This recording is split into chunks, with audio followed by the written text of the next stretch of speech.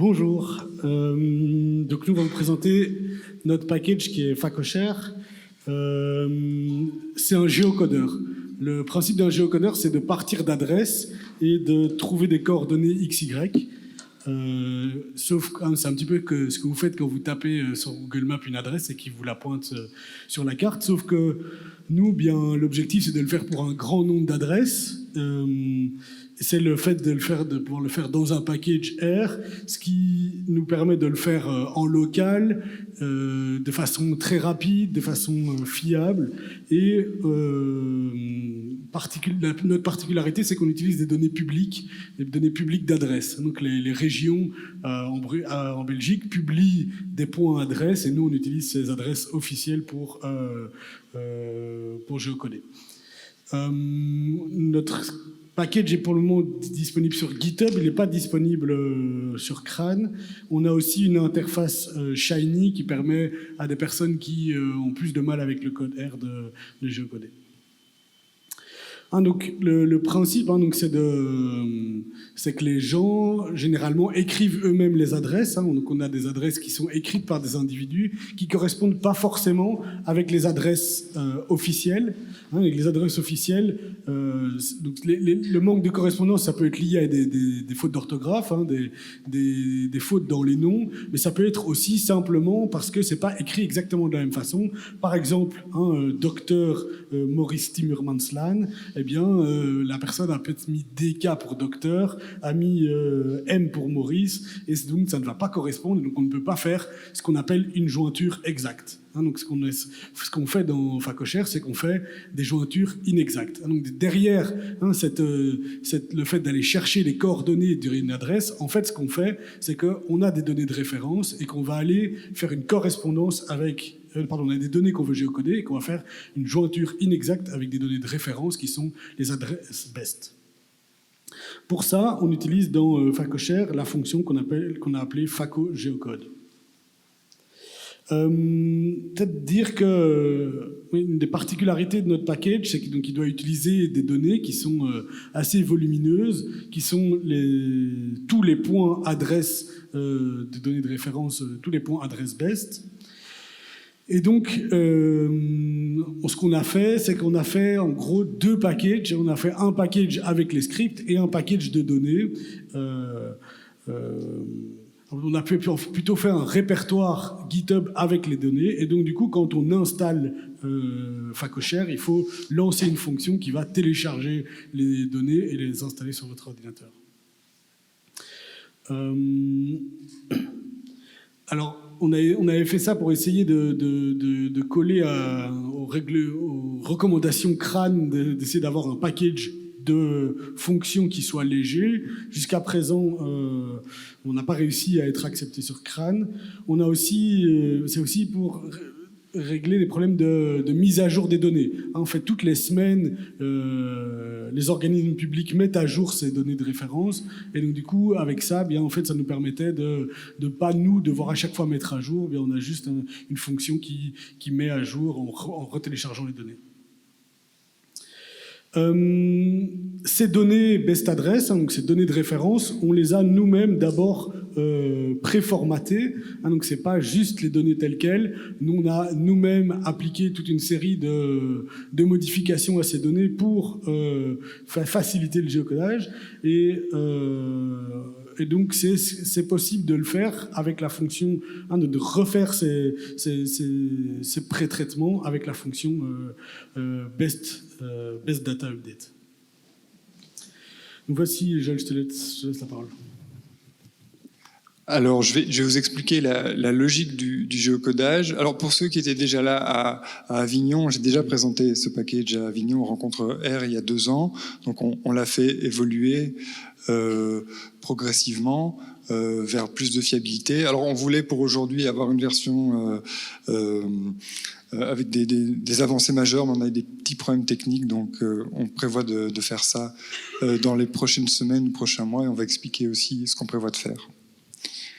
Présenter la réalité. Donc oui, il y a 3 étapes. Je vais les présenter dans le cours du truc, ce sera plus facile. Donc la première étape, c'est celle du formatage des données. Donc Comme Hugo l'a dit, on va matcher des adresses qu'on a des données d'adresses qui sont potentiellement mal écrites, avec des fautes d'orthographe, structurées d'une certaine manière. On va les matcher avec des données de référence. Et donc pour ça, on fait d'abord un premier formatage pour les rendre les plus homogènes possibles. Donc voici par exemple des données réelles à gauche. Et donc ce qu'on fait, ce que notre fonction principale FACO-Géocode fait d'abord, c'est de les structurer, séparer la rue, identifier le numéro de rue et identifier le code postal. Donc on accède toute une série de formats différents, le code postal séparé, le code postal inclus, le numéro de la rue inclus, séparé, etc. Donc on s'est embêté à faire des regex et plein de détections pour arriver à la meilleure détection possible, quel que soit le format. Donc là on voit qu'il détecte le numéro de rue, le code postal en premier lieu. Voilà. Alors une chose importante, c'est que le code postal est nécessaire. Dans notre package, on ne peut pas mettre, ça ne fonctionne pas s'il n'y a pas le code postal, mais c'est rarement le cas. La deuxième chose que fait le package, c'est des corrections orthographiques en français, en néerlandais, pas en allemand, parce que voilà, là, il n'y avait personne de nous qui parlait allemand. On l'a fait pour le français et le néerlandais, donc c'est complètement bilingue.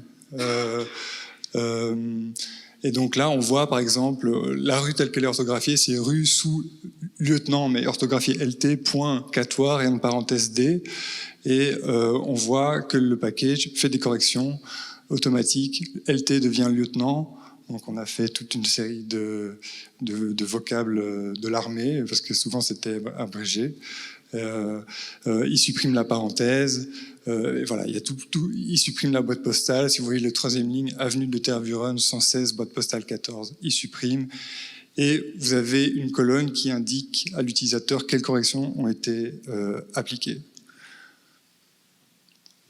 Donc, maintenant, on a les données formatées.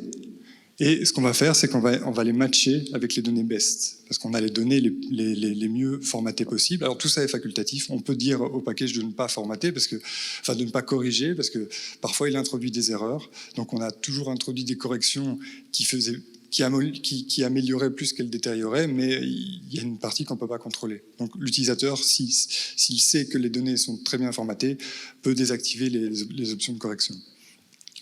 Alors comment ça marche ? Voici ce qui est introduit en entrée. Ça, c'est ce que l'utilisateur, la ligne dans la base de données de la ligne. Donc là, on voit que souvent, quand on a un champ rue de point, les utilisateurs ne réécrivent pas forcément rue de la ligne. Donc là, on voit que notre package a réintroduit rue parce qu'il a vu qu'il manquait rue. Voilà. Et ensuite, une fois qu'il a formaté et corrigé la donnée, ce que j'ai expliqué au point précédent, ce qu'il va faire, c'est qu'il va matcher cette rue avec toutes les rues du code postal dans laquelle cette rue est. Donc là, j'ai donné un exemple, c'est à 1000 Bruxelles, et donc il va matcher rue de la ligne avec toutes les rues de 1000 Bruxelles. Alors, on a fait ça avec une parallélisation. On utilise le package Fuzzy Join, qui est une manière de faire une jointure inexacte et qui est assez rapide. Alors, un de nos projets, c'est d'optimiser la parallélisation de ce processus qui pourrait être plus rapide. Donc ça, c'est un d'étranglement de la fonction, vu qu'il va comparer la rue avec toutes les rues du code postal, ce qui prend un certain temps. Ça reste assez rapide. Ça aboutit à quoi? Ça aboutit à toutes les rues ont un score de ressemblance avec la rue qui est introduite en entrée. Et vous voyez ici qu'on utilise un algorithme particulier et on voit qu'en effet, il trouve la bonne rue, qui était d'ailleurs pas rue de la ligne, mais rue de ligne en réalité. Donc ça permet aussi de corriger les fautes si les adresses sont mal écrites. Et donc on voit que c'est la rue avec le moins d'écart selon la métrique qu'on utilise par défaut, et élimine toutes les autres. Alors, on a prévu les cas où il y a des ex-aequo. Dans ce cas-là, il refait un deuxième test, parce que parfois il y a deux rues qui sont orthographiées presque de la même manière, il y a un ex-aequo. Là, on refait un test avec une métrique différente qui va de 0 à 1. Donc là, c'est un chiffre continu, donc il y a assez peu d'ex-aequo possible. Et si ça marche toujours pas, en troisième lieu, on fait un tirage aléatoire. Alors ça pose des problèmes dans la version précédente du package, parce que il y a des services publics qui ont commencé à utiliser notre package, et selon deux géocodages le même, on avait des résultats différents, parce qu'il y a une dimension aléatoire. Donc nous, dans notre idée, Hugo et à moi, c'était de faire pas de la détection individuelle d'adresses, mais c'était de pouvoir calculer, faire des analyses géographiques, quoi. Et donc, que l'erreur soit parfois distribuée d'un côté et puis de l'autre, ça nous arrangeait bien, parce que au total, en moyenne, on était OK. Mais pour des gens qui ont commencé à utiliser le package dans une autre idée que celle qu'on avait prévue, ça pose problème. Donc là, on va essayer de réfléchir à faire un aléatoire, mais qui soit déterminé.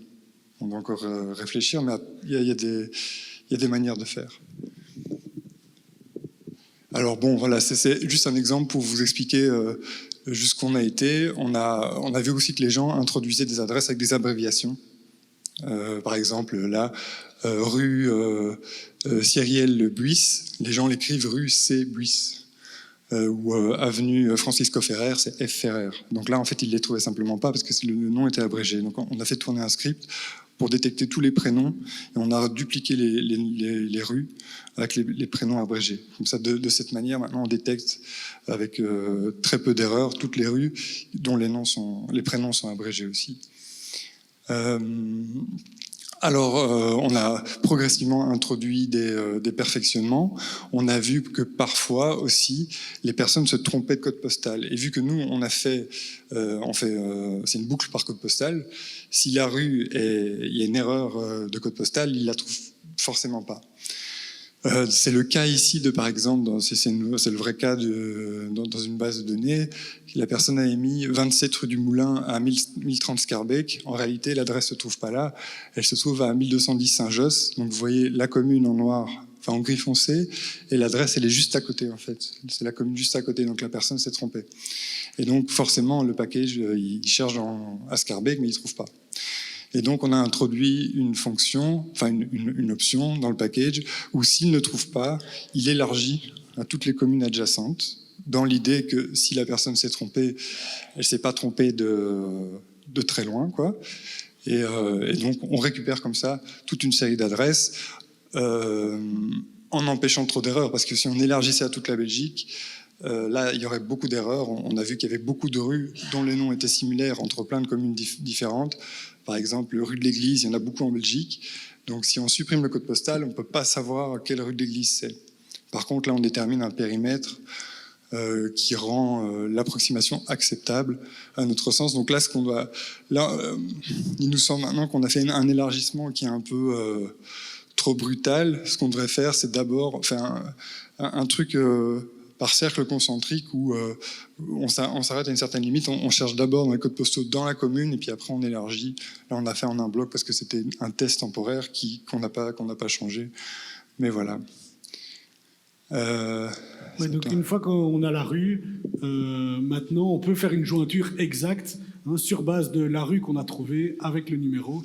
Donc ça, c'est la dernière étape, c'est l'étape de jointure exacte. Donc on a la rue, on a le numéro, on a le code postal, et donc on va récupérer les coordonnées. Donc dans notre donnée de base, on a les coordonnées XY plus le code postal, donc c'est l'équivalent, plus le secteur statistique, c'est l'équivalent de l'IRIS en France, plus le quartier monitoring à Bruxelles, etc.